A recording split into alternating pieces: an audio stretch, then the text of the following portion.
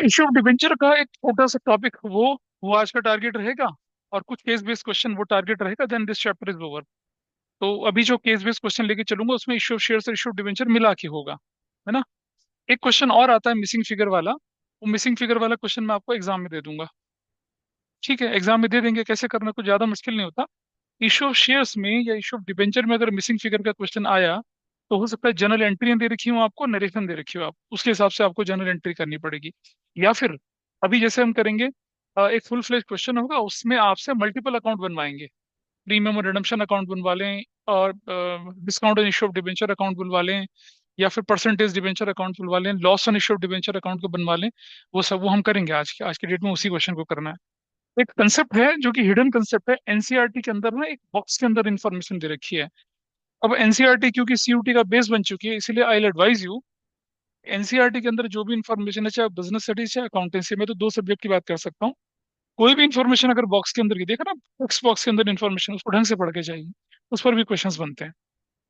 So this is the concept, जो कि during the course of study मैंने नहीं करवाया था, और मैंने बोला था कि जो टॉपिक मैं छोड़ रहा हूँ क्योंकि उस समय रेलिवेंट नहीं था, ये स्कूल के एग्जाम में नहीं पूछा जाता, सीबीएसई में इसके पूछने के चांसेस कम है।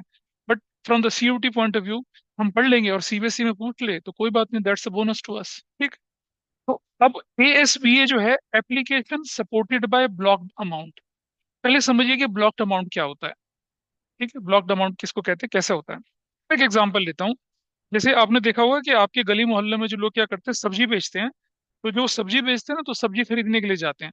सपोज किसी दिन कोई सब्जी वाला सब्जी खरीदने के लिए नहीं गया, और सब्जी मंडी सबसे बड़ी, अगर मैं बोलूँ तो दिल्ली एनसीआर में सबसे बड़ी सब्जी मंडी आजादपुर सब्जी मंडी है दिल्ली में। आजादपुर सब्जी मंडी में जो डीलर बैठते हैं उन्हें कहते हैं आड़ती। आड़ती कहते हैं। आड़ती एक पूरा पूरा पूरा हिंदी का पुराना बिजनेस का शब्द है, आड़ती। आड़ती होता है वो व्यक्ति जो आड़त करता है। आड़त शब्द होता है होलसेल वाला बंदा, मतलब जो बहुत ही बल्क में, एक्स्ट्रा ऑर्डिनरी बल्क में क्या करता है, चीजें खरीदता है। तो आजादपुर सब्जी मंडी में क्या होता है कि सब्जियों के एक दिन में 100, 200, 300, 500, 1000 10,000 ट्रक आते हैं। बहुत बड़ा एरिया है, बहुत ही बड़ा एरिया। ठीक है। वो आजादपुर से शुरू होता है, और बाईपास होता है उस तरफ वाला, वहां तक चला जाता है। बहुत बड़ा एरिया, सरकार ने स्ट्रक्चर डेवलप करके दे रखा है, बहुत बड़ी सब्जी मंडी है, सब्जी और फ्रूट्स की। पूरे दिल्ली एनसीआर के, यानी कि मतलब हरियाणा, पंजाब पंजाब वहां से, मध्य प्रदेश से, नागपुर से, सब इससे जैसे संतरों का सीजन होता है, तो कम से कम तो 1000 ट्रक संतरों के आ जाते हैं। ऐसा करके होता है। तो जो एक आड़ती होता है, वो ऐसा थोड़ी होता है कि जो 1 किलो 2 किलो, वो तो सीधा ट्रक खरीदता है। 50 ट्रक खरीद लिए किसी ने 100 ट्रक खरीद लिए, ऐसा करता है। And then they sell to the local vegetable seller in the loose quantities. उन्हें आड़ती बोला जाता है। अब मान लिया जाए एक सब्जी वाला है, और वो फ्रूट भी बेचता है, सब्जी भी बेचता है, उसे संतरे खरीदने हैं। तो उसने फोन कर दिया एक आड़ती को कि भाई ऐसा है कि करीब करीब 1000 किलो संतरे तुम मेरे लिए क्या कर दो, ब्लॉक कर दो। क्योंकि वो जो सब्जी वाला वहां बैठता है ना, उसका तो 100 ट्रक आया ना, तो 100 का 100 ट्रक वो एक ही दिन में निकल जाएगा। ऐसे भी हो जाता है। केले का गोदाम है किसी का, मान लो, तो केला रखा है उसके पास, मान लो 5,000 किलो केला रखा हुआ है। तो एक ही दिन में निकल जाता, 1000 किलो 2,000 ऐसे ही निकल जाता है एक दिन में। क्योंकि सब्जियां तो सबकी जरूरत होती है ना एसेंशियली। जिस समय आजादपुर मंडी में, जैसे भी मान लो हिमाचल की तरफ से कुछ सब्जी वब्जी आनी होगी, तो वहां पर क्या है, सड़कों में बर्फ पड़ी हुई है और वो ब्लॉक हो गया। आप देखेंगे टमाटर के प्राइस बढ़ने शुरू, प्याज के बढ़ने शुरू, आलू के बढ़ने शुरू। जिस एरिया से जो सब्जी सब्जी आती है, एक बार क्या हुआ कि प्याज, ये कोल्हापुर की तरफ से प्याज आता है महाराष्ट्र में अच्छी क्वालिटी का, तो वहां पर ट्रकों की हड़ताल हो गई। 15 दिन तक ट्रक में प्याज, पड़ा पड़ा प्याज सड़ गया, प्याज के दाम आसमान चले गए। ठीक है। और प्याज के क्राइसिस होने की वजह से एक बार दिल्ली में बीजेपी की गवर्नमेंट गिर गई थी, शायद आपको मालूम नहीं है। दिल्ली की गवर्नमेंट, एक बार बीजेपी की आई थी गवर्नमेंट, ऑनियन क्राइसिस हो गया भाई। ठीक है। लोगों ने क्या करा, 10,000 का सामान खरीदने पे 1 किलो प्याज फ्री, ऐसे होने लग गया था। क्राइसिस हो गया प्याज का, और सरकार गिर गई। मतलब प्याज के क्राइसिस से इलेक्शन हुए, बीजेपी गवर्नमेंट इज गॉन, उसके बाद तो गवर्नमेंट ही नहीं आई। एनीवे, तो वेजिटेबल सेलर या फ्रूट फ्रूट सेलर ने आजादपुर मंडी के आड़ती को बोला कि भाई मेरे लिए ना इतना इतना मेरे लिए ब्लॉक करके रख लेना। ठीक है। अब एडवांस एडवांस वो भिजवाते हैं, अब तो क्या है कि ऑनलाइन सिस्टम है, पेमेंट वेमेंट करके एडवांस कर लिया, अब एडवांस मिल गया, और उसने एडवांस रख लिया, वो ब्लॉक कर दिया। उतना वो किसी को बेचेगा नहीं, सारा माल बिक जाएगा, वो माल वो नहीं बेचेगा, वो माल उसी के लिए रख दिया। यहाँ भी कुछ ऐसा ही होने वाला है, ऐसे ही कुछ चलता है। क्या चलता है जरा देखिए पढ़ के। It is a system of applying shares or securities whereby the applicant authorizes his or her bank to block the amount payable as application money, that is, place a lien upon the amount payable as application money on the number of shares or securities applied. क्या हुआ? हमने अपने bank को, जहां हमारा account चल रहा है या जहां हमारा डीमैट अकाउंट चल रहा है, उस बैंक को, जनरली क्या होता है कि जिस बैंक में मेरी नॉर्मल ट्रांजेक्शन्स होती है वहीं पर मैं अपना डीमैट अकाउंट भी खुलवा लेता हूँ, आसानी होती है। और या मेरा डीमैट अकाउंट को मैंने अपने बैंक के साथ क्या कर दिया, अटैच कर दिया। अब मुझे कुछ नंबर ऑफ शेयर्स खरीदने हैं और मेरे अकाउंट में मान लो 1-1.5 करोड़ रुपया पड़ा हुआ है, तो मुझे मालूम है कि एक नया आईपीओ आने वाला है, इसमें से 50 लाख रुपए के मुझे क्या करने हैं, 50 लाख रुपए के मैंने शेयर खरीदने, अप्लाई करना है उसके लिए। तो मैंने इंस्ट्रक्शन दे दिया अपने बैंक को कि भाई ये 50 लाख रुपए क्या कर दें, ब्लॉक कर दें आप इसे, इस मेरा चाहे कोई भी ट्रांजेक्शन आए कुछ भी आए, ये 50 लाख नहीं टच होना चाहिए, इसको नहीं हिलाना है आपने। ऑन शेयर्स और securities being allotted, the bank will transfer the amount due on allotted shares और securities to the company and remove lien on the balance amount. ठीक है, 50 लाख का मैंने क्या कर दिया, अपने अमाउंट को ब्लॉक करा दिया। मान लिया मुझे शेयर जो अलॉट हुए 40 लाख के अलॉट हुए, तो क्या कर दिया, 40 लाख के शेयर अलॉट हुए। अब बैंक क्या करेगा, 40 लाख रिलीज कर देगा, जो बाकी 10 लाख, 10 लाख भी तो ब्लॉक ही रह गया ना। लियन का मतलब होता है होल्डिंग, उसको हटा देते हैं वहां से। ठीक है, ऐसा करके चलता है। अब ये परेशानी क्यों आती है, मैंने बताया था ना जब आपको, कि शेयर जब हम इशू करते हैं, सिक्योरिटीज इशू करते हैं, जब कंपनी क्या करती है, तो पैसा कौन से अकाउंट में चला जाता है, एस्क्रो अकाउंट में चला जाता है।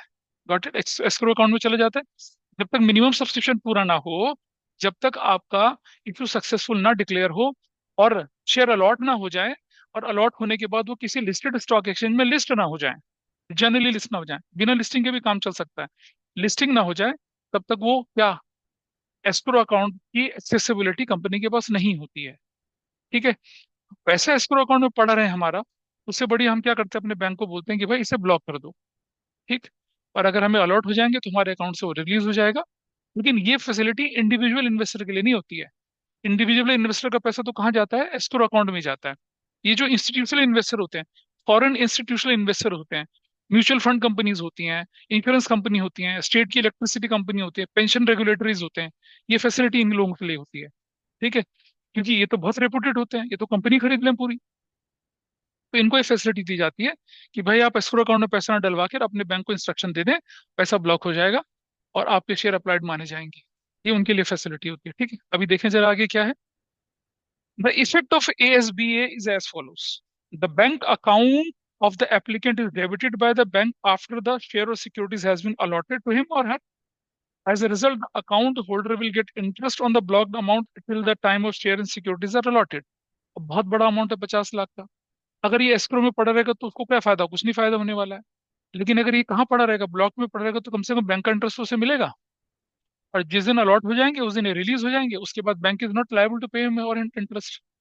अदरवाइज मैंने सोचा कि मुझे 150 करोड़ के शेयर खरीदने किसी कंपनी के, तो 150 करोड़ का जो पैसा है जब तक मुझे अलॉट, अच्छा मैंने बोला ना कि एप्लीकेशन इशू खुलता है, फिर इशू बंद होता है, फिर अलॉटमेंट होता है, फिर लिस्टिंग होती है, महीने लग जाता है उसमें, 15 दिन 20 दिन लग जाते हैं। 5-6 लाख रुपए का अमाउंट तो 15-20 दिन का इंटरेस्ट बनता नहीं है, लेकिन 150 करोड़ पे 15-20 दिन का तो इंटरेस्ट ही काफी अच्छा हो जाएगा। तो जो इंस्टीट्यूशनल इन्वेस्टर्स थे, इनके फायदे के लिए ये स्कीम चलाई गई। ठीक है, हो सकता है कि इंडिविजुअल पे भी एप्लीकेबल हो, उतनी जानकारी मुझे नहीं है, अभी हम इसको देख लेते हैं यहाँ पर। हाँ जी बोलिए। इसको बैंक को कोई फायदा नहीं होता, बैंक तो एक फैसिलिटी दे रहा है। बैंक बैंक तो हमारे इशारों में चलने वाली एंटिटी है ना। मेरा 200 करोड़ जमा है, मैं कहता हूँ 150 करोड़ ब्लॉक कर दे तू, बैंक कर देगा। ब्लॉक है लेकिन बैंक के पास ही तो है, क्या बाहर है कहीं पर वो, बैंक के पास ही तो है पैसा। बैंक तो मुझे, बैंक इज लायबल टू पे मी इंटरेस्ट। लेकिन अगर बैंक से निकलकर एस्क्रो अकाउंट में चला गया, तब तब कंपनी मुझे इंटरेस्ट देगी, नहीं देगी ना। कंपनी क्यों इंटरेस्ट देगी मुझे, कंपनी ने तो पैसा ब्लॉक कर लिया मेरा, मैंने अपना पैसा ट्रांसफर कर दिया, किसके, एस्क्रो अकाउंट में कर दिया, फंड मैनेजर के पास चला गया। 15 दिन 20 दिन 25 दिन बाद मुझे शेयर डिबेंचर अलॉट हो रहे हैं, तो 150 करोड़ तो मेरा 20 दिन तक खाली पड़ा रहा। उससे बढ़िया हमने क्या कर लिया, अपने बैंक को इन्फॉर्मेशन दी थी और ब्लॉक करा दिया उसको। ऐसा चलता है। So it is equally applicable on share as well as debentures. आगे चलते हैं जरा। Applicant application money on allotted shares is remitted to the company. Remitted मतलब ट्रांसफर टू द कंपनी। हमने क्या लिखा हुआ है भैया, कैन, कैंसिल, नहीं कैंसिल नहीं है, रेमिटेंसेस का मतलब होता है ट्रांसफर। ये ट्रांसफर हो जाती है कंपनी को, there thereafter the account holder will get interest on the reduce amount. भाई मैंने बोला, तुमने तुमने बोला कि भाई मेरा 150 करोड़ रुपए ब्लॉक कर दो, और तुम्हें जो शेयर डिबेंचर अलॉट हुए, सपोज वो 100 करोड़ के अलॉट हुए। पहले तो कंपनी ने अलॉट, जब तक अलॉट नहीं हुआ तब तक तो 150 करोड़ पे इंटरेस्ट दिया। फिर जब 100 करोड़ फंड रिलीज हो गया, आपको डिबेंचर शेयर अलॉट हो गए, तो 50 करोड़ पे देगा ना इंटरेस्ट आपको। तो ये कहानी यहाँ पर ये बोल रहा है। ठीक है जी। As far as the company is concerned, the company will receive application money on shares or securities allotted. It means company will not have an excess application money. ठीक है जी। वरना पहले कंपनी के पास क्या आ जाता था, एक्सेस एप्लीकेशन मनी आ जाता था। Company will demand the allotment money on and first etcetera as per the norms of the issue. अब इसका एग्जांपल देखिए, आपको समझ में आएगा। जैसे फेविक्विक लिमिटेड ने क्या करा, 10,000 8% debenture of 100 each payable, each था, payable 50 on application and balance on allotment कर दिया। राकेश एक व्यक्ति, उसने 500 8% डिवेंचर ऑफ 100 ईच एएसबीए के थ्रू अप्लाई कर दिए, कर दिया। ठीक है जी। 500 डिवेंचर थे, 500 500 8% डिवेंचर थे, 100 रुपए का एक था, कर दिया। And authorise the bank to block. कितना पैसा ब्लॉक करने के लिए उसने बोला, 500 इंटू 50। क्यों करा भाई 50? क्योंकि एप्लीकेशन पे 50 रुपए लग रहा है। बाकी का पैसा तो कॉल के टाइम में मिलेगा जब अलॉटमेंट वगैरह होगी। तो कितना ब्लॉक करने के लिए बोल दिया, 25,000 ब्लॉक करने के लिए बोल दिया। Will place lien on 25,000 in the account of Rakesh and not debit the amount from his account. Subsequently Rakesh was allotted 258% debentures. भाई आपने कितना पैसा ब्लॉक करवाया था, 500, 50 रुपए के हिसाब से 25,000। लेकिन अब अलॉटमेंट जब हुआ तो आपको कितने अलॉट हुए, 250 अलॉट हुए ना। तो 250 इंटू 25, 50 करूंगा तो कितना पैसा बनता है, 12,500। 12,500 आपके अकाउंट से कट गया, और बाकी पैसा क्या हो गया, फ्री हो गया। तो जब तक आपके शेयर डिबेंचर अलॉट नहीं हुए तब तक तो कंपनी ने आपको 25,000 रुपये इंटरेस्ट दिया। जिस दिन 12,500 रिलीज हो गया, उसके बाद आपको इंटरेस्ट कितने में मिलेगा, बचे हुए 12,500 रुपये मिलेगा। वही बोला है उसने ऊपर। आगे क्या लिखा, आगे bank will transfer 12,500 to the amount of the company by debiting account of Rakesh and remove the lien on the balance of 12,500। अब इसका एक एग्जांपल देखते हैं नीचे। Blue star limited invited application 10,000 रुपए की 7% debentures of 100 each payable on application through ASBA. It received application for 15,000 7% debenture. ठीक है जी। भाई 10,000 तो उसने क्या कर दिया, अलॉट करे थे, और ओवर सब्सक्रिप्शन हो गया, 17,000 का, 15,000 का आ गया। It allotted debenture to all the applicants on pro rata basis. Pro rata basis का मतलब क्या हुआ भाई, 15,000 को कितने दे दिए इसने, 10,000 दे दिए, है ना, प्रोपोर्शनेट अमाउंट से दे दिया। अब आपको बोल रहे हैं एंट्री बनानी। अगर रूटीन क्वेश्चन होता, रूटीन क्वेश्चन होता तो देखिए क्या होता, मैं आपको दिखा रहा हूँ पहले, है ना। रूटीन क्वेश्चन होता तो क्या होता, पहली एंट्री बनती। और इसमें एप्लीकेशन अलॉटमेंट है क्या, देखो इसमें है क्या एप्लीकेशन, नॉर्मल है ना, सब लमसम में जा रहा है। भाई मैंने तो रिवीजन की पहली क्लास में समझाया था आपको, क्या नहीं कराया था मैंने रिवीजन की फर्स्ट क्लास में? अच्छा खासा क्वेश्चन कराया था प्रोराटा का। प्लीज क्वेश्चन मार्क मत करिए अपनी नॉलेज पर। रिवीजन की पहली क्लास अगर नहीं देखी तो देख लीजिए ढंग से। प्रोराटा का अच्छा खासा क्वेश्चन मैंने इशू ऑफ डिवेंचर में करवाया था, बाइफरकेशन के साथ। प्लीज देखिए उसको। और ये टाइम नहीं है उसको कराने का अब, मैं करवा चुका हूँ ऑलरेडी। मैं तो साफ साफ बोल रहा हूँ, देखिएगा, तुमने शायद मिस करी होगी फर्स्ट क्लास। हाँ, तो देखो कौन सी क्लास में करवाया था प्रोराटा, तुमने तो पूछा था अक्षत मुझसे, दूसरी तीसरी क्लास में करवाया। हाँ, तो सेकंड थर्ड में करवाया होगा, करवाया मैंने। आओ देखें, दोबारा से क्वेश्चन है। 100 पेबल ऑन एप्लीकेशन है, सारा पैसा एप्लीकेशन में जाना है। अगर ये नॉर्मल क्वेश्चन होता तो क्या होता, समझिए नॉर्मल क्वेश्चन, तो पहली एंट्री करता मैं बैंक डेबिट, कितने से करता, 15,000 इंटू 100 करता। बोलिए क्यों कर रहा हूँ 15,000 into 100? Because I got application for 15,000 debentures, 100 रुपए की वैल्यू है। कितना पैसा मिलता मुझे, 15 लाख रुपए मिलता। टू क्या हो जाता, टू, कितना परसेंट डिवेंचर है ये, 7% डिवेंचर अकाउंट, डिवेंचर मतलब to debenture application and allotment, 15 lakh, ऐसे कर दिया। ठीक है, और नरेशन ही लिख रहा, नंबर 2। फिर क्या होता, debenture application and allotment debit, कितना हो जाता, 15 लाख। ठीक है। अब इसमें एप्लीकेशन अलॉटमेंट वगैरह कुछ होता तो एक्सेस मनी अलॉटमेंट तक जाती, वो तो है नहीं। तो हम क्या करेंगे, टू 7% डिवेंचर लिखेंगे। और कितना डिवेंचर आपने, 10,000 डिवेंचर आप, है ना, number of debenture into face value 100 है, कितना लिखेंगे आप, 10 लाख लिखेंगे। और बाकी का पैसा क्या हो जाएगा, बैंक बोलकर रिफंड हो जाएगा, कितना, 5 लाख रिफंड हो जाएगा, ऐसे करके हो जाएगा। This is how it will go. ये होता अगर एएसबीए के अंदर ना होता, रूटीन में ऐसा होना था। कंपनी 15,000 में 100 रुपए के हिसाब से पैसा ले लेती, बाकी का काम चलता है, दिस इज फाइन, ये तो रूटीन में होना था। चलिए जरा रूटीन में जो होना था, तो एएसबीए में क्या होना था, आइए देखें जरा क्या लिखा है यहाँ पर। Bank account debit to debenture application and allotment. क्या हुआ भाई? 15 तो नहीं हुआ, 10,000 से हुआ। क्यों 10,000 से हुआ? क्योंकि ब्लू स्टार लिमिटेड को पैसा तो तब हासिल हुआ जब उसने अलॉटमेंट किया। ठीक है। जिसने भी ये डिवेंचर खरीदे थे उन्होंने एएसबीए के अंदर खरीदे थे। उन्होंने क्या कर दिया कि अपने बैंक को इंफॉर्मेशन दे दी थी कि भाई इतना पैसा ब्लॉक कर दो। कर दिया ब्लॉक। ठीक है जी। अच्छा, आप बोलेंगे फिर वो बाद में देने से मना कर दे, बाद में देने से मना नहीं कर सकते। आपने पैसा ब्लॉक करा दिया, और आपने उस पैसे की जो रेगुलेशन का लिंक जो था या राइट जो था किसको दे दिया, इस कंपनी को दे दिया, ब्लू स्टार को। ब्लू स्टार को पैसा मिलेगा मिलेगा बाद, because there is a online contract between ये जो अप्लाई कर रहे हैं वो और कंपनी के बीच में। Through what? Through the bank. मैं डिवेंचर खरीद रहा हूँ। ठीक है। वीरू की कंपनी क्या कर रही है, डिवेंचर इशू कर रही है, और बीच में मेरा बैंक है। ठीक है। मैंने अपने बैंक को बोला कि भाई इतने पैसे ब्लॉक कर दो। बैंक ने ब्लॉक कर दिया, और बैंक ने वो इन्फॉर्मेशन किसको दे दी, वीरू लिमिटेड को दे दी। जब वीरू लिमिटेड मुझे बोलेगा कि हाँ, मुझे 10,000 की जगह 5,000 डिवेंचर अलॉट किए जा रहे हैं, तो मेरा बैंक क्या करेगा, 10,000 की जैसे नहीं, 5,000 के बराबर अमाउंट उसके अकाउंट में ट्रांसफर कर देगा। ये कॉन्ट्रैक्ट उनके बीच में होता है।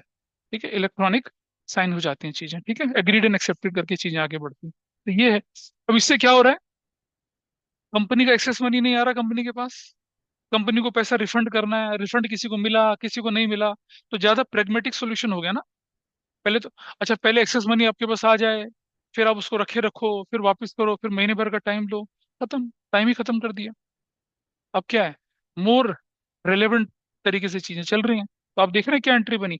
Bank account debit to debenture application allotment कितने से बनी, 10,000 से बनी। और debenture application allotment debit to 7% debenture कितने से बनी। तो जो एक्सेस मनी वापस करने वाली एंट्री थी ये नहीं होगी। तो अगर क्वेश्चन नॉर्मल है तो ऐसा करेंगे, लेकिन अगर ए एस बी ए लिखा हुआ है तो क्या करोगे फिर आप। अगर ए एस बी ए लिखा हुआ है तो क्या करोगे भाई, फिर आप ये कर दोगे इसको, फिर आप यहाँ क्या करोगे, 10 से ही करोगे, और ये 10 से ही करोगे, फिर ये 10 से ही करोगे, और फिर ये कुछ नहीं करोगे, ये नहीं करोगे आप एंट्री। हाँ हाँ, 10,000 इंटू 100 ही करोगे, ये है इसका मतलब। हाँ, ऊपर भी 10 करेंगे। ठीक है, ऐसा करना है आप लोगों ने, ध्यान रहेगा। एएसबीए कुछ बहुत तूफानी चीज नहीं है, सिंपल सी चीज है, आपको कंसेप्ट समझना था और शायद समझ में आ गया होगा। है ना। अब मान लो वो फ्रूट सेलर जिसने आजादपुर के आड़ती के पास बोला था कि भाई मेरा 500 किलो संतरे तो मेरे लिए ब्लॉक कर देना, और पैसा दे दिया था। ठीक है। बाद में जब संतरे की डिलीवरी लेने जाएगा, जितना पैसा जमा कर रखा था वो काट के बाकी का पैसा देगा, अपने संतरे ले आएगा। ब्लॉक कर दिया ना। यहाँ संतरे नहीं ब्लॉक हो रहे हैं, क्या ब्लॉक हो रहे हैं, बैंक में अमाउंट ब्लॉक हो रहा है। ठीक है, as per your application block हो रहा है। तो इससे क्या होता है, आपको इंटरेस्ट का लॉस नहीं होगा, और कंपनी जो है वो रिफंड के इनकन्वीनियंस से क्या हो जाती है, बच जाती है। तो ज्यादातर इस तरह से ही होता है। लेकिन ये पता है किसके साथ होता है, बड़े कॉर्पोरेट हाउसेस के साथ होता है, इंडिविजुअल के साथ अभी भी थोड़ी सी समस्या है। एग्जाम्पल तो हाइपोथेटिकली ऐसा ले रखा है, क्योंकि अभी जितने भी आईपीओ आए हैं ना, उनमें मैंने एएसबीए वाला कंसेप्ट देखा नहीं, और या देखा होगा तो शायद मिस हो गया। तो अगला देखें जरा। Red star limited invited application 10,000 7% debenture each table 40 on application. अब आप देख रहे हैं 40 ऑन एप्लीकेशन आ गया, 25 ऑन अलॉटमेंट आ गया, बैलेंस किस में आ गया, फर्स्ट एंड फाइनल कॉल पे आ गया। तो 40 65 और 35 फर्स्ट एंड फाइनल कॉल पे आ गया। ठीक। इसे एप्लीकेशन 16,000 की मिल गई, एंड डिवेंच it allotted debentures applicants on pro rata basis पर, यही तो बोल रहे हो। लेकिन एएसबीए आ गया, एएसबीए आ गया। आओ जी, पहली एंट्री। अब आप मुझे बताइए, अगर ये रूटीन क्वेश्चन होता तो मैं क्या करता। आओ, मैं इसको पहले रूटीन तरीके से करके दिखा रहा हूँ, फिर नॉर्मल से करके दिखा रहा हूँ। ठीक है, फिर पता चलेगा देखो क्या होने वाला है। अगर ये क्वेश्चन, अगला वाला जो क्वेश्चन आपके पास आया, अगर ये होता किस तरीके से, रूटीन तरीके से होता, प्रोराटा दिख रहा है ना। और अगर क्वेश्चन में बोला जाए तो एक्सेस मनी कहाँ भेजते हैं आप, अलॉटमेंट तक भेजते हैं भाई। एक्सेस मनी कहाँ तक भेजते हैं आप, अलॉटमेंट तक भेजते हैं। ठीक है। तो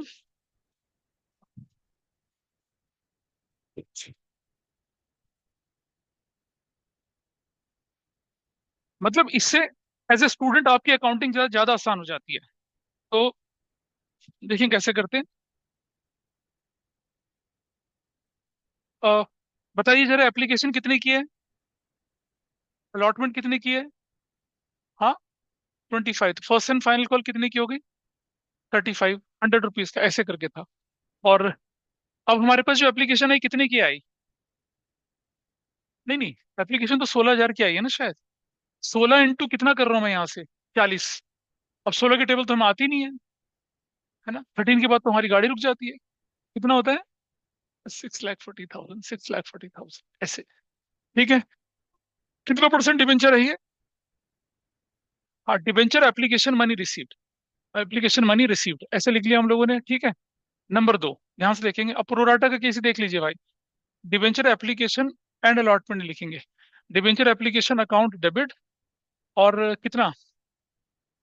अब ध्यान से देखना जरा आप। 2, कितना परसेंट है? 7% डिबेंचर अकाउंट। हमारे पास कितना है? 640 है। 10,000 डिबेंचर देने ना हमने। 10,000 इंटू 40 कितना बनता है? अबे 4 लाख बनता है। 4 लाख बनता है। ठीक है। 2, डिबेंचर अलॉटमेंट पे कितना जाने वाला है? अब आप ध्यान से सुनना जरा। 10,000 इंटू 25 कितना बनता है? 2,50,000। एक्सेस मनी कितनी बची आपके पास? 240। तो 240 पूरी लग जाएगी। इसके बियॉन्ड होती तो क्या कर देता? वापस कर देता। रिफंड तो बन ही नहीं रहा ना यहाँ पर। Is that clear? भाई आपके पास पैसा मिला कितना? 640। ठीक है। आपका अलॉटमेंट पर एप्लीकेशन पे लग गया 4 लाख। एक्सेस मनी बची 240 की। और 10 इंटू 25, 10 इंटू 25, 10,000 इंटू 25, अलॉटमेंट पर ड्यू कितना बन रहा है? 2,50,000। 250 और 240 में से कम कौन सा है? या तो पीछे पर इज लेस। 240, 240 यहाँ चला गया आपका। और अब आपका क्या हो गया? ये खत्म हो गया। Number 3 entry, debenture allotment debit करता कितने से? वही 10,000 इंटू कितने से करता? 25, कितना था? 250। नहीं, हाँ 250, 250 करता। और फिर क्या करता? 10% डिवेंचर करता। सॉरी, 7% डिवेंचर कितने से करता है ये? वही 10,000 इंटू 25, 250 करता। तो ये क्या करता मैं? 7% डिवेंचर अलॉटमेंट इज ड्यू। हो गया अलॉटमेंट ड्यू। और नंबर 4, पैसा लेने की बारी है तो क्या करूंगा? यहाँ पर बैंक डेबिट करूंगा। कितना? 250 माइनस 1 लाख क्यों करूंगा? अरे 240। 240 तो ऑलरेडी मिल चुका था ना मेरे पास। कितना करूंगा? 10,000 टू 7% डिवेंचर अलॉटमेंट करूंगा कितने से? 10,000 से। और क्या लिखेंगे? Debenture allotment money receive. Number 5, debenture first and final call debit. 2, कितना परसेंट डिवेंचर है? 7% डिवेंचर। कितने से बनना चाहिए था? 10,000 से इंटू 35 से। दिस विल बी ऑफ 350 और 350 नॉर्मल। और ये ड्यू कर दिया फर्स्ट कॉल। नंबर 6, पैसा लेने के बारे में क्या कर दिया? Bank debit. 2, debenture first and final call. कितना कर दिया? 350 और 350 कर दिया। That's your question. हो गया। ये क्या था? विदाउट ए एस बी ए था। क्या था? विदाउट ए एस बी ए था। ठीक है। अब जरा देखें कि आपकी बुक में with A S B A क्या कर रखा है ना। I hope this is clear to everybody. बोलिए, जो लोग ऑनलाइन बैठे समझ पाए हैं इसको। Yes, sir. ठीक है। Yes sir. देखिए जरा।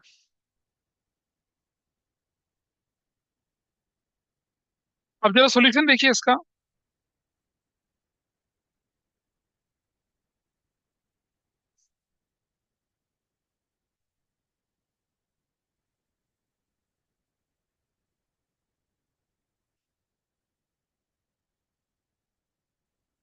भाई पहली एंट्री क्या बनी आपकी? पहली एंट्री क्या बनी? देखो आपकी। देखो क्या बनी है। बैंक डेबिट टू क्या बनी है?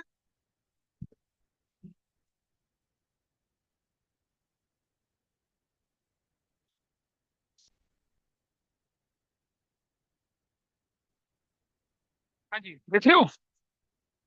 तो हुआ ही, पर 16 इंटू 40 हुआ क्या? नहीं हुआ ना, क्योंकि जरूरत ही नहीं है। कंपनी ने एक्सेस पैसा लिया ही नहीं। कंपनी ने क्या करा? 10 के हिसाब से 40 करी। Debenture application account debit to 7% debenture 4 lakh का ही गया। देख लो एंट्री। फिर वो अलॉटमेंट ड्यू 250 की हुई। फिर अलॉटमेंट का पैसा 250 का हुआ। फिर फर्स्ट एंड फाइनल कॉल 350 की हुई। फर्स्ट एंड फाइनल कॉल का पैसा 350 हुआ। काम खत्म। There is no pro rata, there is no excess money allotment पर, देर इज नो रिफंड। जब कंपनी ने पैसा लिया ही नहीं तो रिफंड क्यों जाएगा? क्योंकि एप्लीकेंट के बैंक ने पैसा रिलीज ही नहीं करा। वो तो उसने ए एस बी ए के अंदर पैसा ब्लॉक कर दिया। जिस दिन आपने बोला कि भाई ठीक है, तुम प्रोराटा अलॉटमेंट दे रहे हो ना, 15,000 एप्लीकेंट को 10,000 शेयर दे रहे हो, उसने 5 के लिए अप्लाई करा, आपने एक दिया, तो आपने डिमांड बैंक को क्या भेजी कि आपके क्लाइंट को हम 1,500 शेयर के बदले में 1,000 शेयर क्या कर रहे हैं, अलॉट कर रहे हैं, kindly release the money. Bank कितना पैसा रिलीज करेगा? 1,000। खत्म। तो आपका क्वेश्चन क्या चलेगा, रूटीन में चलेगा। No excess money on application, no adjustment on allotment, no refund. ये क्वेश्चन क्या हो गया, सिंपल हो गया, ठीक है जी। ऐसा ही शेयर में भी हो सकता है, इसलिए मैंने शेयर के केस में नहीं कराया था आपको ये चीज। शेयर में भी ऐसे ही होता है जैसा डिबेंचर में होता है। मतलब there is no pro rata in share, there is no excess money to be utilise to allotment to first call final call, there is no refund. Normal entries करनी है, बस यही है एज भी है, ठीक है जी। लेकिन सुनने में बड़ी तूफानी चीज लगती थी, कुछ भी नहीं है, ठीक है। You got the reason, you got the. हाँ बोलो क्या। हाँ, प्रीमियम डिस्काउंट तो रूटीन चलेगा ना, प्रीमियम तो प्रीमियम चलेगा, प्रीमियम का। सुनो, जब ये प्रॉब्लम कब आती है, जब ओवर सब्सक्रिप्शन होता है। अब मान लो इसी क्वेश्चन में ये जो हमने अभी आपको करके दिखाया रूटीन तरीके से, अगर यहाँ अलॉटमेंट में प्रीमियम होता तो प्रीमियम होता, तो ये पैसा प्रीमियम में भी बाइफरकेट होता। बस वन, मान लो एप्लीकेशन में प्रीमियम होता तो 10 रुपए, तो 40 + 50 रुपए के हिसाब से पैसा आता। प्रीमियम रेट में कोई परेशानी थोड़ी है भाई। अगर मान लो डिबेंचर 40+10 के पे इशू हुआ है, 40 रुपए का प्रीमियम डिबेंचर और 10 रुपए का प्रीमियम, 50 रुपए मांगना था, तो 10,000 शेयर, 10,000 डिबेंचर, 50 रुपए मांगा जाएगा, उसमें क्या परेशानी? That's not a problem. तो एएसबीए से क्या हुआ, ये जो ओवर सब्सक्रिप्शन पे एक्स्ट्रा मनी आती थी, जिसे हम अलॉटमेंट तक यूज करते थे, कॉल तक ले जाते थे, कॉल तक नहीं ले जाते थे, कॉल ले जाने के बाद भी बचता था रिफंड करते थे, वो झंझट खत्म हो गया। तो कोई आपको इस तरह की चीजें देगा नहीं, क्योंकि बहुत आसान है ये, है ना, थ्योरेटिकली पूछ सकते हैं, तो देगा ना, बेकार सी चीज है। लेकिन क्योंकि हमने नहीं पढ़ा था इसलिए बड़ी अजीब सा लगता था, ठीक है, ध्यान रहेगा ना इसका। अगर, अब इसमें एमसीक्यू क्या बन सकता है कि वही 16,000 की एप्लीकेशन मिल गई, पूछेंगे what is the amount received on allotment. अगर ये इस तरह का क्वेश्चन होगा तो अमाउंट रिसीव्ड ऑन अलॉटमेंट कितना लिखा जाएगा, 10,000। लेकिन अगर ये एएसबीए का क्वेश्चन है तो क्या लिखा जाएगा, 250। बस, दैट इज द क्रक्स।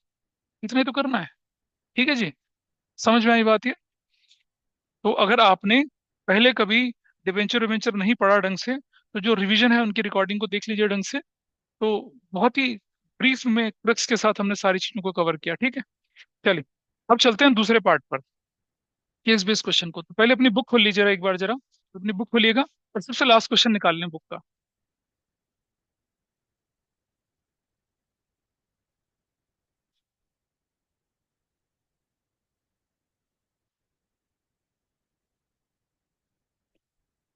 सबसे लास्ट क्वेश्चन है क्वेश्चन नंबर 58, ठीक है। क्वेश्चन नंबर 58 आपकी बुक का क्वेश्चन, उसको ले लेते हैं पहले, है ना।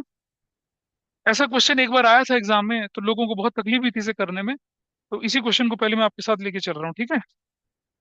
ये कहता है कि fit India limited issued paid up share capital of 1 crore divided into 5 lakh equity share of 20 each and 10,000 7% debenture of 200 each. On 1st July 2022, it further issued 7% debenture at a premium of 10%, redeemable 25% premium to meet the long-term funds requirement of 1 lakh 1 crore 65 lakh. ठीक है। The issue price per share is payable along with application. Balance in securities premium account after the issue of debenture 25 lakh. Loss for that year was rupees 10 lakh. आपको बोला general entry issue की बनानी थी, loss in issue debenture account बनाना था, और debenture की entry interest की बनानी थी, if interest is payable on 30 September and 31 March each year. ये क्वेश्चन है आपका, एक ही साल का चलना था, काफी कुछ है इसके अंदर, वो भी लेके चलना था, ठीक है। अब एक चीज का ध्यान रखना, इस क्वेश्चन में ना एक ट्विस्ट आता है, वो ट्विस्ट मैं बताऊंगा आपको कैसा होता है। अभी मैं ट्विस्ट मतलब, हालांकि बुक में इस क्वेश्चन में तो ट्विस्ट नहीं है वो, but I will show you the twist. पहले इस क्वेश्चन को कैसे करना है वो मैं लेके चल रहा हूँ, तब तक इशू की एंट्री करिए आप जरा फटाफट से। हाँ जी।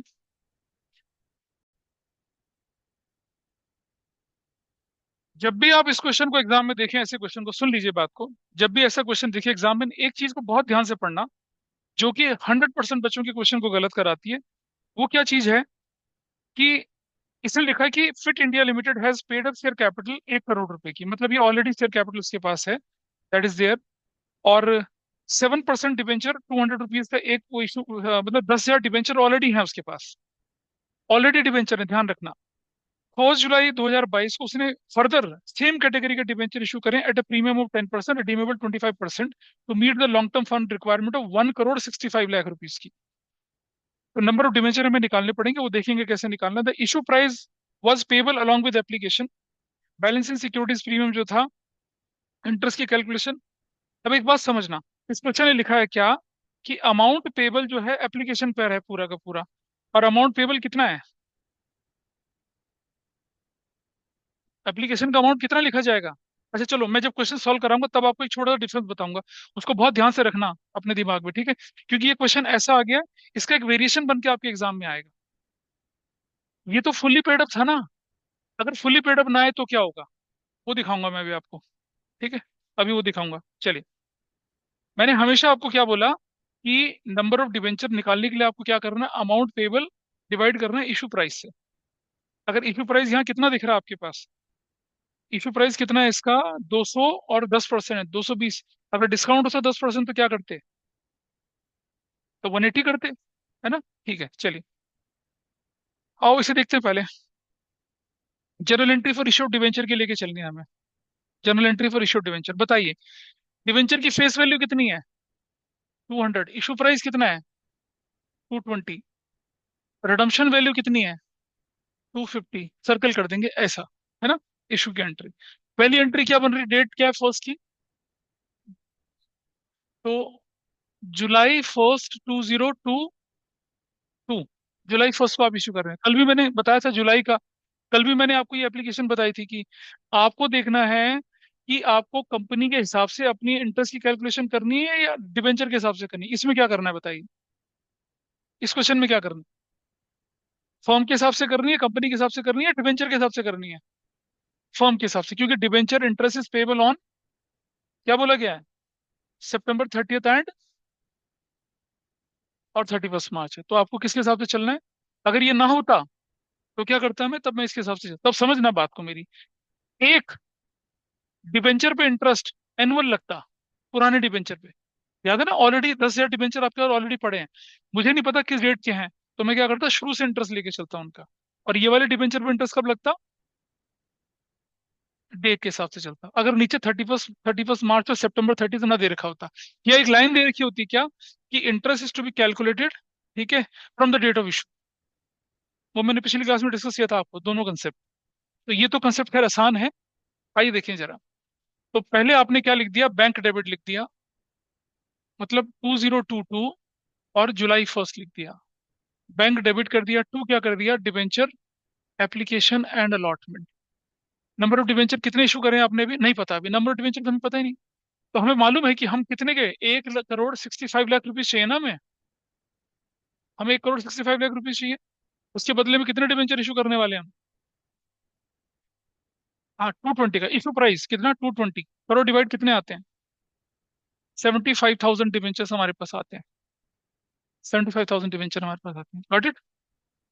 अगर ये बोलता 10% डिस्काउंट पे तो किससे डिवाइड करता, 180 से डिवाइड करता, ठीक है। अच्छा, लेकिन इंटरेस्ट की कैलकुलेशन जो होगी, प्लीज अंडरस्टैंड, 200 रुपये पे होनी है, इंटरेस्ट की कैलकुलेशन किस पे होनी है, 200 रुपये पे होनी है, उसका इससे कोई लेना देना नहीं है, इसका ध्यान रखेंगे आप, ठीक है। चलो, तो will write here what, 75,000 into issue price कितना है, 180, व्हाट इज द वैल्यू, अच्छा 220, what is the value here, पक्का से, नहीं नहीं मल्टीप्लाई करके देख लेना, 1 करोड़ 65 लाख, 1 करोड़ 65 लाख, ऐसे करके, ठीक है। Debenture application money receive, application money received. फिर जुलाई 1 को ही दूसरी एंट्री क्या बनेगी, debenture application and allotment, debit 1 crore 65 lakh, ठीक है। थोड़ा स्पेस देके, 10 कितना परसेंट डिबेंचर है ये, 7% डिबेंचर, 7% डिबेंचर अकाउंट कितना, 75,000 इंटू 200 से मल्टीप्लाई करूं कितना आएगा, 1 करोड़ 50 लाख। पहला सवाल जिंदगी का, is there any difference, yes difference, क्या बोलेंगे उसको, सिक्योरिटीज प्रीमियम, कितना, 75,000 इंटू कितने से, 20 से, कितना हो जाएगा, 15 लाख। और आपके पास ऑलरेडी प्रीमियम भी पड़ा हुआ है, ध्यान रखेंगे, ऑलरेडी प्रीमियम भी पड़ा हुआ है आपके पास। फिर दूसरा डिफरेंस क्या है, टू प्रीमियम और रिडम्पशन। क्या इस क्लास में कोई ऐसा बच्चा है जिसे issue of debenture from redemption point of view नहीं आता? हाँ भाई साहब, तो कल सो गए थे? कल करवाया था तुम्हारे तीनों दोस्तों को बैठा के यहाँ 6 साढ़े 6 बजे तक।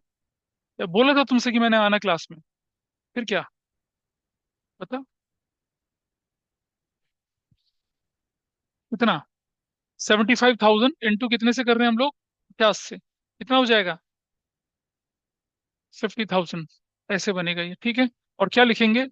7%। 75,000 75,000 7% डिबेंचर्स वर अलॉटेड।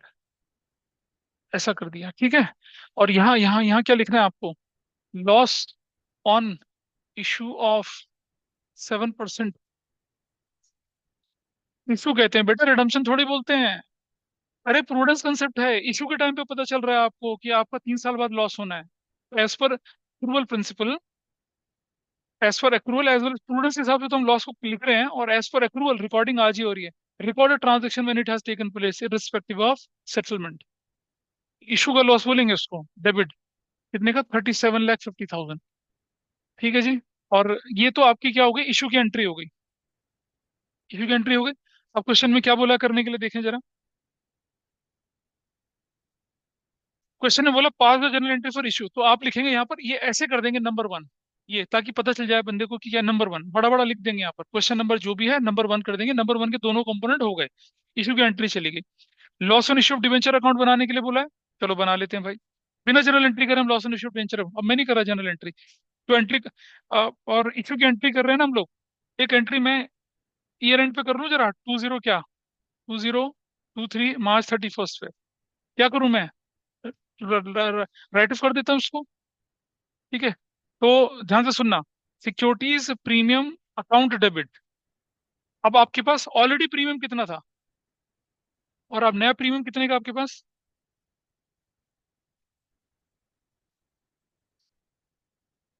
पढ़ लेते हैं क्वेश्चन को, क्या है।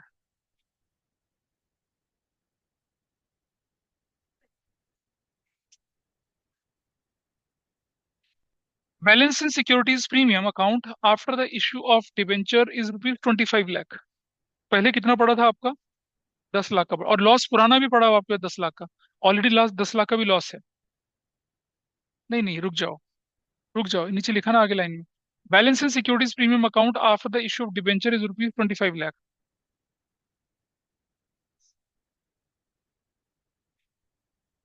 तो टोटल लॉस कितना हुआ, मतलब टोटल प्रीमियम कितना है आपके पास? 25 लाख का ही है। क्लियर है सभी को, कोई डाउट तो नहीं है? अगर आफ्टर इशू ना बोलता, क्या बोलता? Existing balance and securities premium 25 है, 25 वो और 15 ये, तो 35 लाख हो जाता। 25 लाख बोल रहा है ना इशू के बाद, तो 15 लाख हमारा नया था, 10 पुराना था, टोटल 25 लाख आपके पास पड़ा हुआ है। लेकिन लॉस कितने का राइट ऑफ करना है आपने? 37 5 लाख, 3750 का लॉस तो ये करना है। ठीक है, और पुराना लॉस ऑलरेडी पड़ा हुआ है आपके पास। लॉस पहले भी तो पड़ा हुआ है आपके पास। लेकिन लेकिन मैं पहले देखूं लॉस कौन सा वाला, रेवेन्यू नेचर का कैपिटल नेचर का है, पहले वो देखें जाए। लॉस फॉर इसी साल का 10 लाख है ना, तो कोई दिक्कत नहीं, चलो ठीक है। नहीं नहीं, उससे थोड़ी, वो तो इस साल का हमारा बिजनेस ऑपरेशन वाला लॉस है ना वो तो। अब हमारे पास टोटल लॉस कितने का है? 37,50,000 का ये है। ठीक है। चलो, तो क्या कर रहे हैं, सिक्योरिटीज प्रीमियम डेबिट कितने से कर रहा हूँ बताइए। सिक्योरिटीज प्रीमियम कितने का है मेरे पास? 25 लाख। ठीक है। Statement of profit and loss debit 1250 से। To, loss on issue of 10% debenture कितने से हो जाएगा? 37,50,000 से हो गया। ठीक है, क्या बोलेंगे? Loss on issue of 7%, issue of 7% debenture is return of.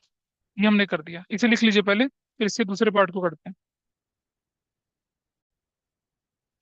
अब हमें बोला क्या बनाने के लिए? लॉस ऑन इशू ऑफ, कौन सा अकाउंट बनाने के लिए बोला हमसे? Loss on issue of 7% debenture account बोला बनाने के लिए। ठीक है।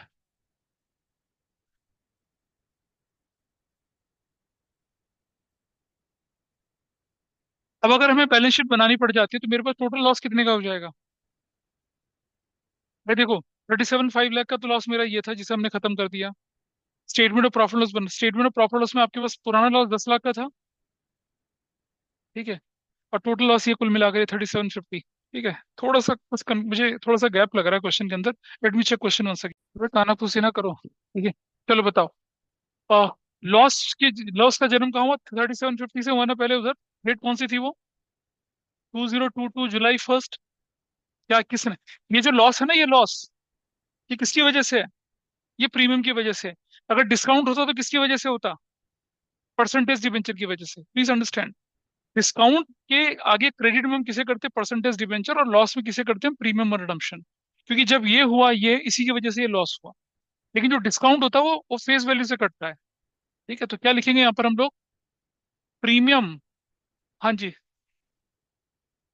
सॉरी, डेबिट साइड में होगा, not in credit side, debit side. 2022 जुलाई 1। क्या लिखेंगे? Premium on redemption of 7% debenture. कितने का? 37,50,000 का। ठीक है। अच्छा, फिर हमने इसे कैसे कैंसिल किया? Securities premium. और कौन सी रेट को किया? 23 मार्च 31 को। इस नाम से किया, सिक्योरिटीज प्रीमियम के नाम से कितना डाला? 25 लाख। और March 31 को ही statement of profit and loss से कितना खत्म किया? 12,50,000 खत्म किया। इस तरह से ये 37,50,000 हमारा चला गया। 37,50,000 चला गया। ठीक। अब क्वेश्चन में आगे क्या बोला है करने के लिए हमें? देखो जरा। हाँ, देखते हैं जरा। फर्दर इट सेज, बताऊंगा ना, 1 मिनट, उसके बारे में भी डिस्कशन करूंगा, रुक जाओ। वो दो तरह से हो सकता है। चलो, अब तुम लॉस की बात करो तो उसको भी ले सकते हैं। अगर मैं मान के चलूं कि loss on issue debenture already 10 lakh का था, क्योंकि यहाँ क्लियर नहीं है। भाई यहाँ लिखा है कि लॉस 31 मार्च 2023 का 10 लाख का था। 31 मार्च, क्या चीज? हाँ, एंड ऑफ द ईयर में लॉस कितने का दिख रहा है? 10 लाख का है। लेकिन अभी हमारा लॉस कितने का दिख रहा है इस क्वेश्चन में? दिख ही नहीं रहा कुछ बोर्ड में। ठीक है, तो टोटल लॉस कितने का हो गया? ठीक है। अब मेरी बात सुनो। जो लॉस है, अभी करके दिखाता हूँ, रुक जाओ ना। अब देखिए आपके साथी कितने डेडिकेटेड हैं। अब आप देखिए, हमारे क्वेश्चन में क्या बोला गया था आपसे? अगर मैं मान के चलूं, मान के क्या चलना है ही क्वेश्चन के अंदर, कि आपको ऑलरेडी लॉस दे रखा है। तो देखिए, ये एंट्री सिक्योरिटीज प्रीमियम डेबिट थी। Statement of profit loss debit 12.5 lakh का था ना। ठीक है। और इसके साथ हम एक काम और कर सकते थे यहाँ पर। ये कौन सा वाला? ये तो लॉस एंड इश्यू डिबेंचर था ना। टू लॉस, तो मैं क्या बोलूँ, कौन सा लॉस बोलूँ मैं इसको? अगर मैं टू लॉस अकाउंट करूँ तो ये मेरा कितने का हो जाएगा? 22,50,000 का। जो रूटीन लॉस था वो भी मेरा स्टेटमेंट ऑफ, वैसे जो रूटीन लॉस था वो स्टेटमेंट ऑफ प्रॉफिट लॉस में दिखता है। लेकिन अगर आप करना चाहें तो ऐसा कर सकते थे इसको। आपने पूछा ना जो एग्जिस्टिंग लॉस है उससे क्या करना है? उस एग्जिस्टिंग लॉस को हम क्या करते? स्टेटमेंट ऑफ प्रॉफिट लॉस से तो राइट ऑफ करते। तो वैसा करा। तो statement of profit loss debit किया, स्टेटमेंट, सिक्योरिटीज प्रीमियम डेबिट किया। Thank you. Securities premium debit किया। Statement of profit loss, 25 lakh रुपए आपके पास ऑलरेडी था। 3750 का आपका लॉस था। तो 12.5 का लॉस तो कौन सा वाला हुआ? लॉस इन इश्यू वाला राइट ऑफ किया। और जो ड्यूरिंग द ईयर का लॉस था वो भी इससे किया। तब हम ऐसा कर सकते थे। लेकिन उस, हाँ, और रूटीन लॉस था वो भी स्टेटमेंट ऑफ प्रॉफिट लॉस में जाना था। उसको उससे थोड़ी, वो तो हमसे तो क्या बोला है? हमसे क्या बोला है? कौन सा अकाउंट बनाने के लिए बोला है? Loss and issue debenture account बनाने। कौन सा वाला? तो अब क्वेश्चन में क्लैरिटी नहीं है ना, कि loss during the year 31 March 2023 10 lakh. Loss during the year कितने का है? 10 लाख का है। अब 10 लाख का लॉस हमारे पास गिवन है यहाँ पर। और हमारा नया लॉस कितने का हो रहा है? 2750 का हो रहा है। अब बड़ा बात समझना, इस 25 वाले से, इस 25 वाले से मैं सिर्फ इसी लॉस को राइट ऑफ कर सकता हूँ, इसको नहीं कर सकता राइट ऑफ। क्योंकि हम एंट्री बना रहे हैं एग्जिस्टिंग लॉस की, तो ऐसा कर सकते हैं आप। अभी कौन सा लॉस था मुझे नहीं पता। There is no clarity. हाँ, हो सकता है ना, क्वेश्चन में क्लैरिटी थोड़ी है। ये कह रहे हैं कि लॉस फॉर 31 मार्च 2023 10 लाख। क्या कौन सा लॉस है वो? शेयर इशू का लॉस था, डिबेंचर इशू का लॉस था, क्या था? अगर डिबेंचर इशू का लॉस होता तो कोई दिक्कत नहीं, फिर तो इसी के अंदर कवर हो जाता। तो for the sake of putting I am putting it.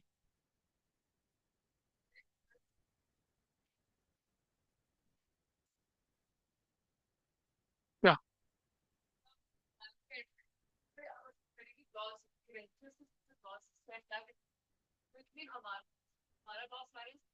नहीं बेटा, एक बात और तो समझ। 10,000 के डिबेंचर ऑलरेडी इशू भी तो हो रखे हैं शुरू से ही। वो लॉस उसका भी तो हो सकता था। लेकिन हाँ, सुनो, हमारे पास ऑलरेडी एक कैटेगरी का डिबेंचर है। वो प्रॉफिट था, लॉस था, क्या था हमें नहीं पता उसका। हमने इन डिबेंचर के साथ अपनी कहानी आगे बढ़ाई। इन डिबेंचर पे 3750 का लॉस दिख रहा है हमें। क्वेश्चन में बोल रहा है कि 31 मार्च 2022 तक फर्म का ऑलरेडी लॉस 10 लाख का है। हमें ये बोल रहा है, अब ऑलरेडी लॉस 10 लाख का है। हाँ, इतना लॉस आया ना। हाँ हाँ।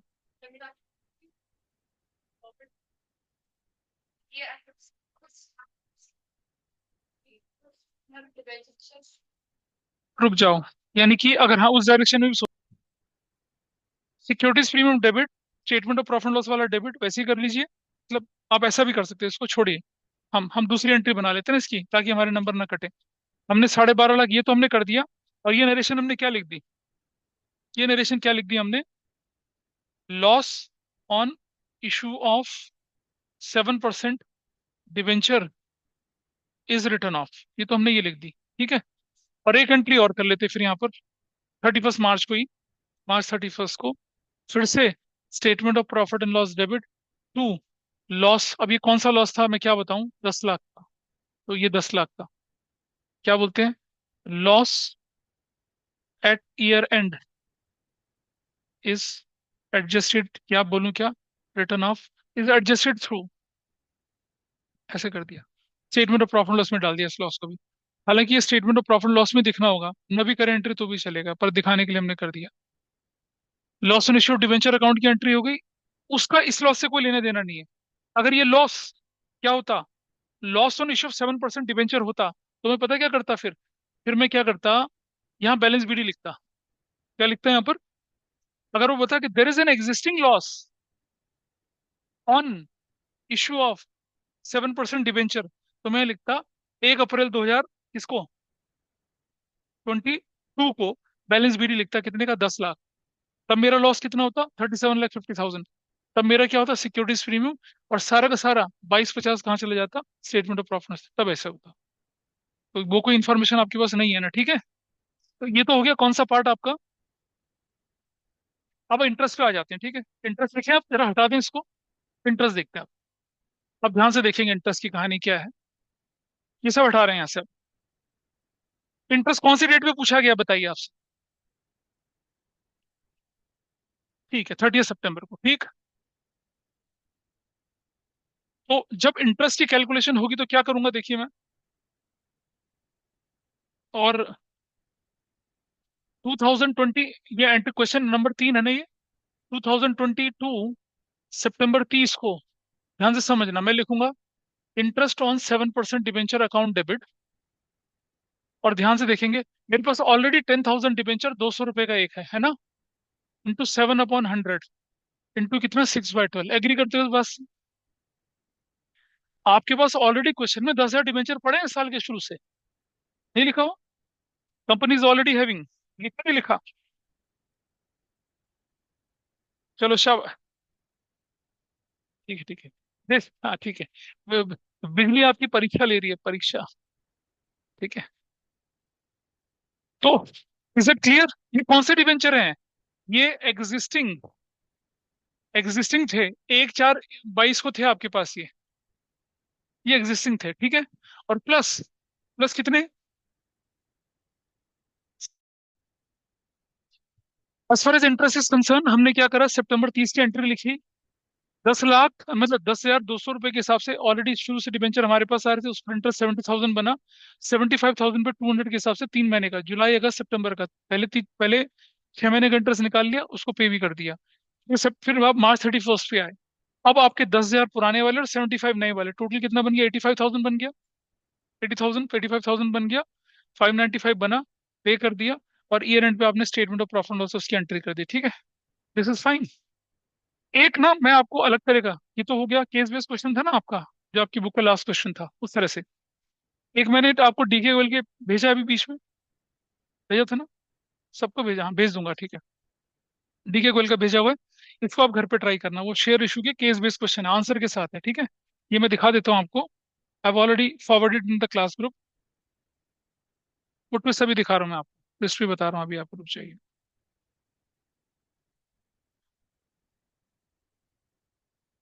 रुक जाइए अभी, रुक जाइए, पहले पूरा करने दीजिए इसको।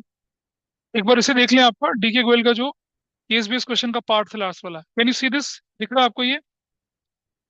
History of shares and debenture का क्वेश्चन 1 है, उसका solution question 14, question 15, question 16। Last में क्वेश्चन इसने कैश फ्लो के साथ मिला दिया, पता नहीं क्यों मिलाया, पर मैंने स्कैनिंग में डाल ही दिया, तो सोल्यूशन के साथ है, इसलिए आपको कोई परेशानी इसमें नहीं वाली है ना, ये आप अपने आप कर लेंगे इसको, ठीक है। अब जो ट्विस्ट था वो मैं बता रहा हूँ, छोटा सा ट्विस्ट, ठीक है, ध्यान से देखना जरा। हटा दूं इसको यहाँ से। बैलेंस शीट में लॉस, ये रहा लॉस आपका 10 लाख का ऑलरेडी दिख रहा है। रिजर्व सरप्लस के अंदर जाएंगे आप, रिजर्व जो होगा वो दिखेगा, ठीक है। सरप्लस के अंदर आप लॉस को दिखाएंगे, बैलेंस माइनस फिगर के रूप में दिखाएंगे। तो आपका 9,275 एक ये है लॉस के अंदर दिखेगा, एक 10 लाख वाला ऑलरेडी था वो दिखेगा, और एक 1250 आपका जो किसका लॉस था, हाँ वो टोटल मिला के ऐसा लॉस दिखेगा। मतलब रिजर्व में surplus will be negative figure in your balance sheet. वो दिखाना आपके सिलेबस का पार्ट नहीं है, इसलिए मैं बोल रहा था। यहाँ देखिए आपके पास एक क्वेश्चन और है।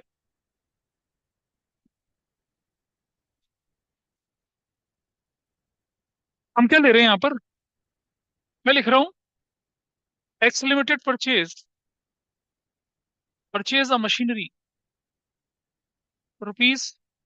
₹6 lakh from Y limited and issued 10% debentures of ₹100 each, 5 lakh करते हैं। और ऑफ रुपीज, नहीं यार कितना कर रहा हूँ, 9 लाख कर देता हूँ। मशीनरी, परचेज अ प्लांट कर दिया, ₹100 each, issued 10% debenture of ₹100 each eight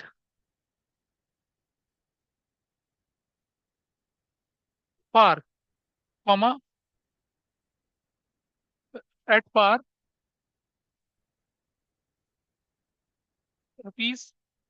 ₹90 paid up, redeemable at 20% premium. इसकी एंट्री करनी है आपको, करिए।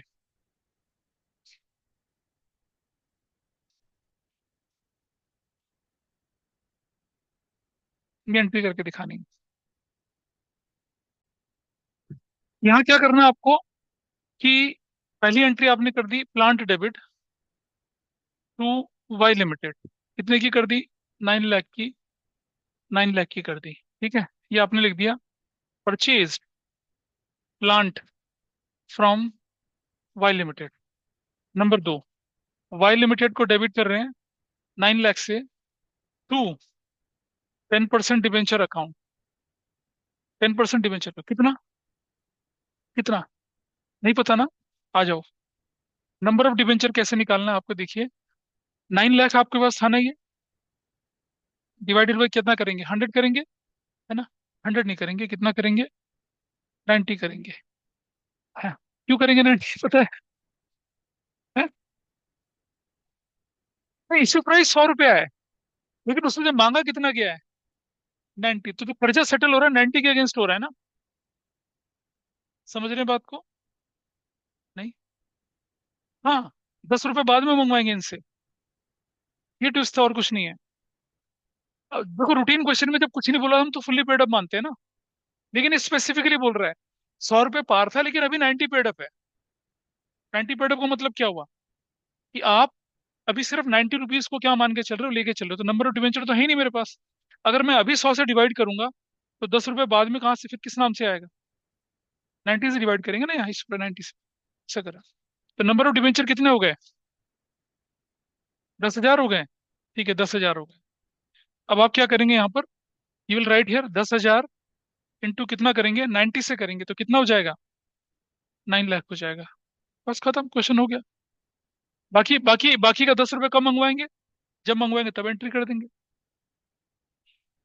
हाँ प्रीमियम भी है ना, तो टू, वो हाँ प्रीमियम टू अपनी normal premium on redemption of 10% debenture है। वो तो कितना होना है, 10,000 है, वो तो 20 रुपए के हिसाब से कितना जाएगा, 2 लाख ही जाएगा। ठीक है। फिर loss on issue of 10% debenture debit, वो 2 लाख से ही रहेगा, उसमें कोई परेशानी नहीं, वो तो नॉर्मल चलना है, वो तो फेस वैल्यू के अगेंस्ट ही जाना है।